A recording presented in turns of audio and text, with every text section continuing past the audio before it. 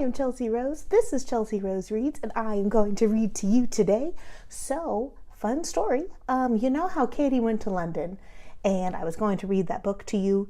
Well, I did read the book, and something happened, and the video was deleted, and then I ran out of time to refilm it because I was trying to make sure my lipstick was right, my hat was right, I was wearing the same outfit, and just got a little bit too into it, if we're being honest.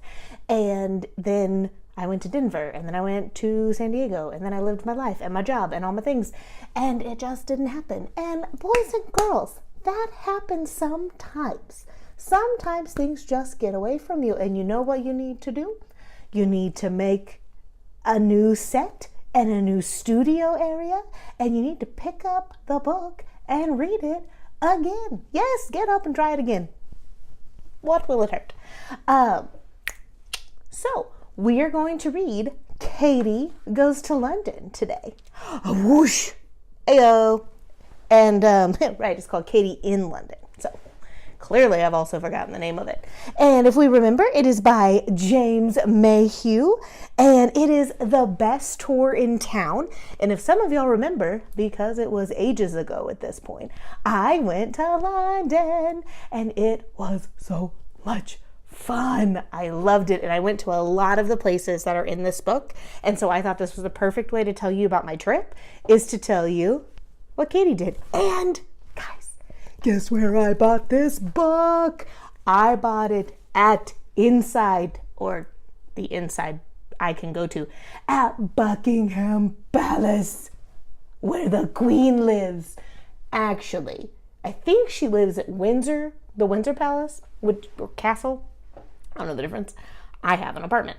That'll be a fun game one day. So we tell the difference between a castle and an apartment. One room versus 300, or 400. And so I think she lives there, and I went there, and there's a flag that tells you if she's in. And so I decided she was taking a nap when I was visiting. So that was exciting. Yes. So anyway, Buckingham Palace is the one in London that, is famous because it's their palace. I'm getting off track. Anyway, so I bought this at the gift shop, one of 4 Buckingham Palace gift shops, by the way.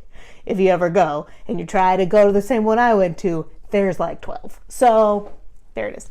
But really 3. So we're going to read this today. I am wearing my tea party dress. You can't tell it's a dress. Trust me. Yeah, and we have a very special reading cap today. So in a very appropriate reading cap. Are you ready? I can't hear you. You are? Good. Okay. Let's go. Let's put our reading caps on. Shoop. Yep. It's a crown.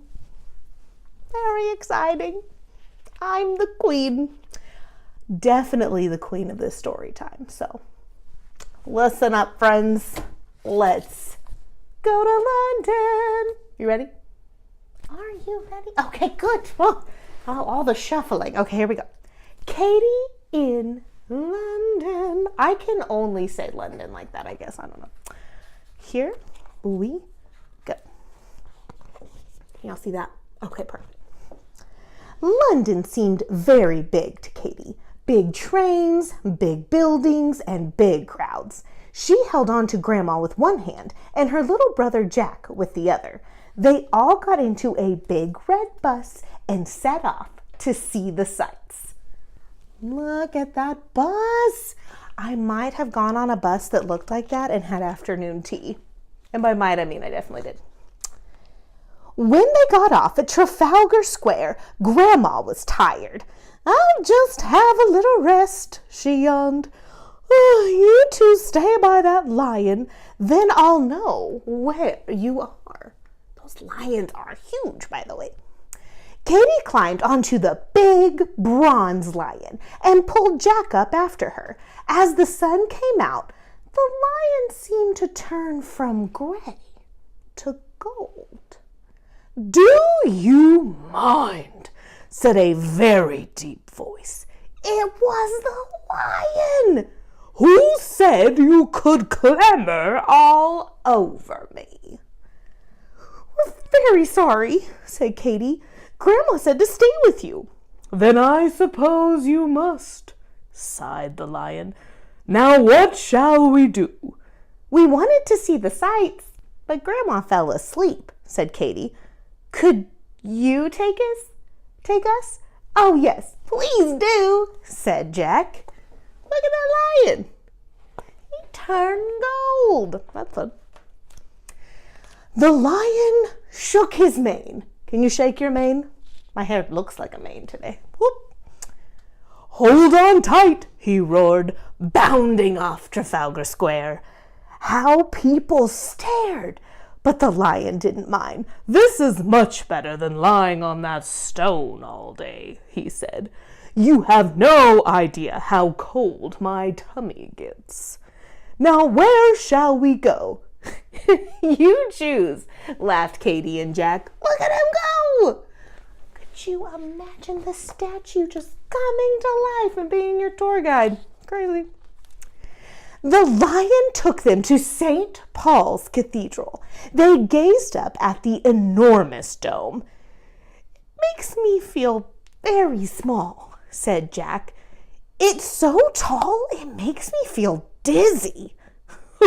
Come on, let's go. There's so much I want to show you. So that is St. Paul's Cathedral.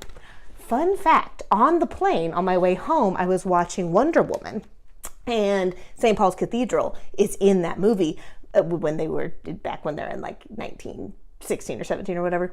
I don't know if any of y'all have seen Wonder Woman, but they had St. Paul's Cathedral in the movie. And I was like, I walked those streets. But in 2019, not in 1910, in case you think I'm millions of years old. Might be, you never know. Next, the lion took Katy and Jack to an old castle. The Tower of London, he said, haunted by the ghosts of kings and queens. Katy shivered. Don't worry, they only come out after midnight, said the lion, but you can see their crowns and jewels. Pretty cool. The crown jewels were in a small special room. It was quite a tight squeeze for the lion. The jewels sparkled like stars in the night sky, but in all sorts of colors. Green emeralds, red rubies, and blue sapphires. Gorgeous! Afterwards, the lion pretended he was a ghost and chased Katy and Jack. Excuse me, called a man in an old-fashioned costume. You're scaring my ravens. Who's he? Whispered Katy. He's a yeoman warder, said the lion. I didn't say that right. Maybe I'll put a correct pronunciation of that somewhere in this video, but that's not right. I'll let you know. He believes that the towers will fall down if the ravens leave. It's time to go. Can't risk it, right? Leave the ravens alone. The lion decided to take them across the River Thames. They trotted onto Tower Bridge. Suddenly, an alarm sounded and lights flashed. A boat was coming and the bridge was being raised and to let it through. Stop, yelled Katy, but the lion didn't stop. He jumped the bridge. Oh my goodness, you see the lion? He's so brave. I would have just waited with those cars. I was in that double-decker bus just having tea, waiting for the boat, you know? Oh no! Things are about to get wild. But instead of landing on the other side, they landed on the boat. What? They chugged along the river, passing great ships and going under dark bridges. Look, that's the Globe Theatre, said the lion. Shakespeare wrote some fine plays that are performed there to this day, although very few of them have lions in them. What's that big wheel over there? Asked Jack. It must be the London Eye, said Katy. Why don't we go on it? You don't expect me to go on that thing, do you? Said the lion, as they all jumped off the boat onto the south bank. Before the lion could say another word, Katy bustled him on board the London Eye. Slowly the wheel turned, and they rose high above London. The poor lion turned rather pale and began to shake, but soon even he couldn't help enjoying the view. He pointed to Big Ben. Goodness, it's nearly 11 o'clock. We must hurry. Right now, Big Ben is under construction, and it looked like he was wearing like a cloak that Harry Potter or like a vampire would wear, or maybe just a cardigan. Anyway, he looks a little bit different. As they came down, Big Ben chimed 11 times. Katy and Jack jumped onto the lion, and they raced across the bridge, past the huge clock and House of Parliament. Houses of Parliament, plural. I should know that. They hopped in and out of queues of traffic, past taxis and red double-decker buses, past parks and grand buildings. They could hear music and drums. Do you guys know what a queue is? I learned this when I was in London. Should I have probably known this? Yes. But queue means line, or like, waiting in the line. And so I was there with my cousin, and my cousin would be like, there's quite the queue, or we're standing in the queue. And I was like, is it like a line? So clearly my countryness came out about that time. Anyway, what could they hear? Music and drums? Good, you're listening. Thank you, even though I'm getting very distracted. It's the changing of the guard, said the lion. Follow me. Left, right, left, right. The lion marched off between the guardsmen in time to the music. Katy and Jack followed all the way to the gates of Buckingham Palace. There it is. Remember when I made that video where I was saying hello and telling you like what book we were going to read? I was outside of Buckingham Palace. Ah. It's still the best. I still can't get over that I was even there. Sorry, said the policeman. Only royal guards are allowed through here. So Katy and Jack jumped back up, and the lion walked on past the palace. They hoped to see a real prince or princess or queen. Instead, they noticed a lot of flags and crests with lions on them. The lion smiled. I'm very well known by the royal family. Why is that? Asked Katy. Because the lion is called the king of the beasts, he said proudly. And as they galloped away, perhaps they did catch a glimpse of someone waving from the palace window. Do you see her? Do you see the queen? Oh my goodness. Oh my goodness.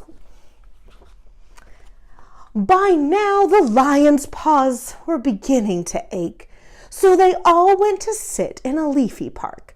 The lion dangled his paws in a cool lake. Jack bought ice creams with his pocket money. Delicious, said the lion. I love tutti frutti. How are your paws? Asked Katy. Rather sore, admitted the lion. I'm not used to all this walking. Perhaps we could catch a bus back to Trafalgar Square. Oh, you want to see? Sorry. Sometimes I pretend you were there with me. I don't know. Have fun. A policeman told them to catch a number 9 bus from Harrods, the big department store. I wish I didn't have to go back, said the lion sadly. Don't you like Trafalgar Square? Asked Katy. Of course, said the lion, but I do get such a very cold tummy lying on that stone. Jack whispered in Katy's ear, and they both smiled. They went into Harrods and came out a few minutes later with a small parcel. What did they get the lion? Do you have any goats? Do you have any goats? Do you have any guesses? A cardigan, a heating pad, a hot water bottle. So many options. Then they jumped on the bus and traveled back to Trafalgar Square.